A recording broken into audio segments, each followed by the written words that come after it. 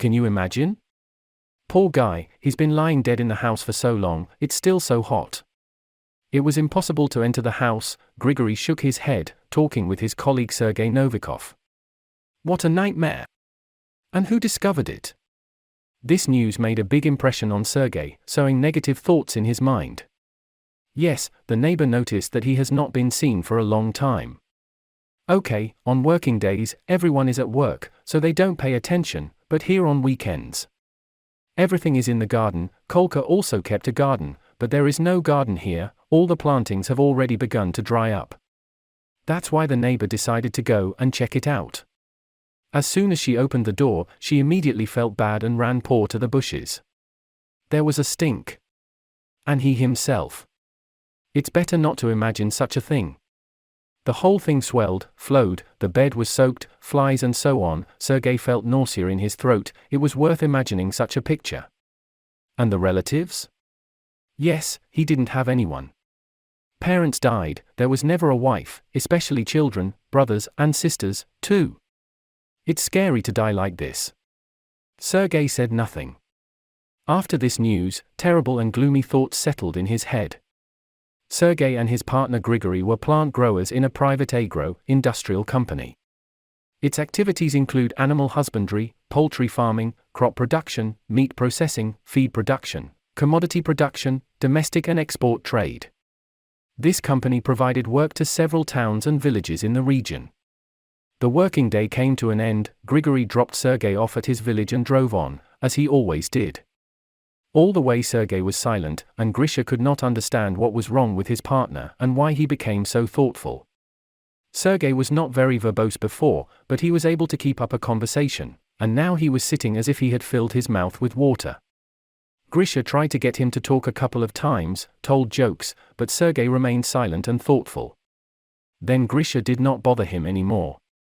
Sergei was approaching his little house, left to him by his parents. The plot around the house was well groomed. All the neighbors were envious of white envy. For a reason, a man works as a plant breeder, he has a gift, he will stick a stick into the ground, it will bloom. Many residents even called Sergei to help in planting trees or asked for a hint.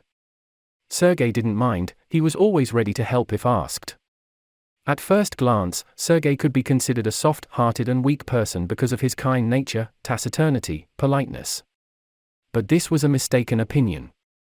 Yes, Sergei was kind, polite, silent, but at the same time he was a very purposeful person. If he set a goal for himself, he achieved it by overcoming the obstacles that arose. Even to take a job in a company, he started as a simple worker, then he firmly decided to make a career and climb the career ladder. No, he did not sit up to colleagues, did not rat on them. No, the man entered the Agricultural Institute for evening and, after graduating from it, received a proper education.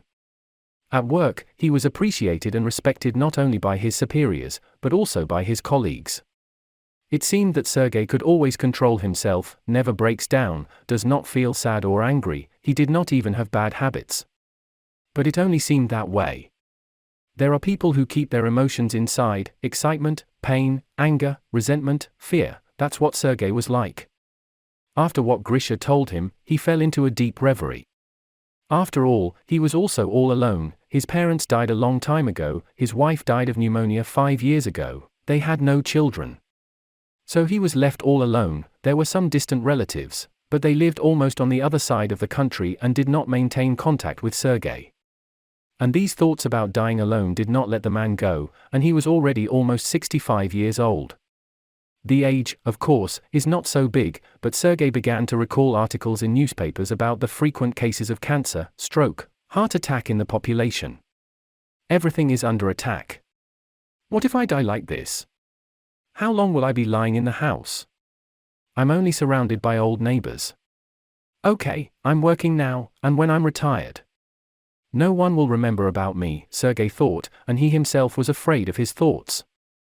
At night, Sergei had nightmares, dreamed of a man, about whom Grisha's partner told. The dead man came to Sergei's house, went into the bedroom and stood on the threshold.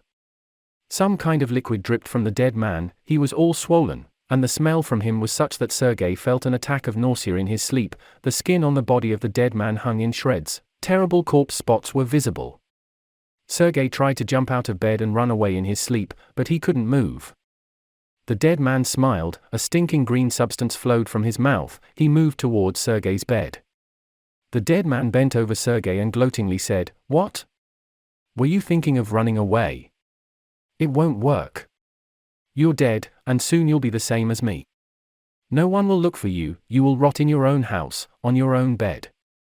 And the dead man burst out laughing so hard that Sergei's ears popped. He screamed and woke up. The man was all wet with sweat, his heart was ready to jump out of his chest, you could hear the blood pulsing in his head.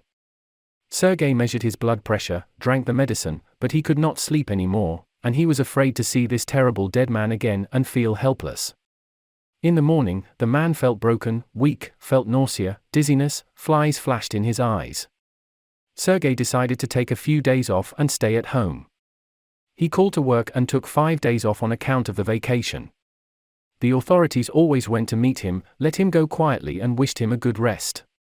Apparently they decided that the man would go to the sea, because summer is the season.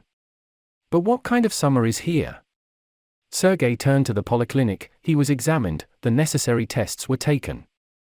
The doctor immediately told Sergei that he had a pre-infarction condition, prescribed treatment. Sergei refused hospitalization. Who will look after the house, and the vegetable garden?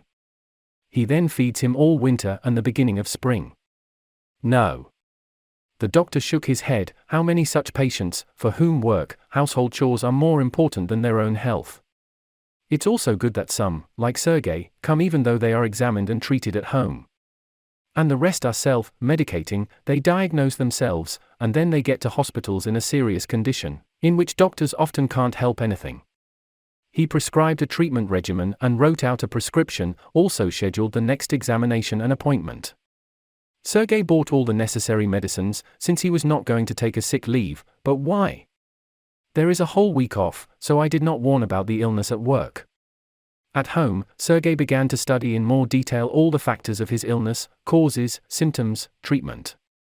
From all this information, Sergei began to suffer the thought of death even more, feeling its approach and inevitability. The man was winding himself up more and more. Because of the unrest, nightmares continued to torment him at night, for days past in this state. Sergei felt that his condition was not improving in any way, on the contrary. Most likely, this was the reason for his twisting. In the middle of the night on Saturday, there was a knock on Igor's door. Quiet at first, then louder and more insistent. Igor got up, although he was used to being unexpectedly visited in the middle of the night, but today he had just returned from a friend from the city and was tired from the road. Igor came to the door and asked, "Who's there?" There was no answer. Igor repeated his question. A quiet male voice answered him, "Sorry to bother you. I'm Sergei, I have an urgent matter." All my clients have urgent business, Igor thought, because he worked as an undertaker in the village. He was even approached from neighboring villages and towns. He was practically the only master in the area. Coffins were expensive in funeral agencies, and Igor did it at an affordable price and with high quality. He considered it blasphemy to rip off and deceive people, using their misfortune and grief in the desire to profit. Igor opened the door. A man stood on the threshold, whom Igor did not know. Most likely, from a neighboring village or village. The man was sober, dressed in casual clothes, apparently ran out of the house in what he was in. But the man's face was pale, even a little bluish. It's not surprising if he was overtaken by such grief as the death of one of his relatives. "Come on in." Igor stood aside to let the man in. "I need a coffin, will it be ready tomorrow?" "Well, I need to take measurements." "Come on, I'll go with you, take measurements and get to work tomorrow." "Take my measurements," the man sighed. "From you?" Igor was surprised. "Okay, old people prepare their own underwear, shoes, but to order coffins in advance?" And the man looked 60 to 65 years old. The man hesitated and answered with reluctance and sadness. "I'm all alone, there will be no one to do it. I'll pay the money right away." Igor raised his eyebrows in surprise, took a deep breath and agreed. The man paid immediately for the work and the coffin itself, left the address where to bring it. It turned out to be a neighboring village. Igor promised to make a coffin by Monday and bring it. The man was upset at first, then sighed sadly and nodded his head. When the man came out, Igor looked at a piece of paper with the address and name of the customer, Novikov Sergey, Village G. Stepnaya Street, 16. Igor knew this village, it was 50 kilometers from his village. And then only Igor thought, how did the man get here? Let's say he got a ride, but how will he get back? Igor looked out into the street, then went out onto the road and looked around, but saw no one. So a car was waiting for him, Igor decided, and returned to the house. On Monday morning, the man decided to take the finished coffin to the customer. The order was very unusual, and the customer himself. Igor felt sorry for this man from the very moment when he opened the door to him.